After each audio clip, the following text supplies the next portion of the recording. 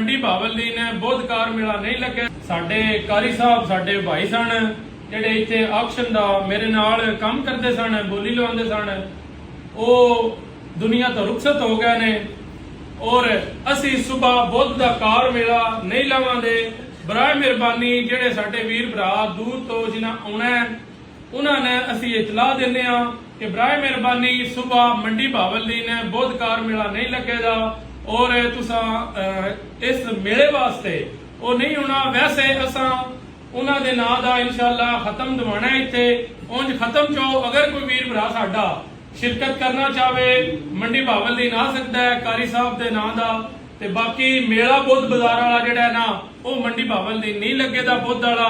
इंशाअल्लाह जुमे वाले दिन कार मेला लावांगे और बुद्ध वाले दिन जिहड़ा कल बुद्ध है वो कार मेला नहीं लगेगा।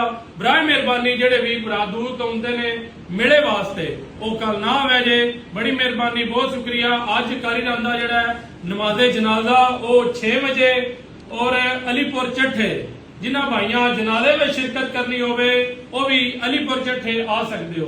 पूरे 6 बजे नमाज़े जनाजा। बड़ी मेहरबानी बहुत शुक्रिया।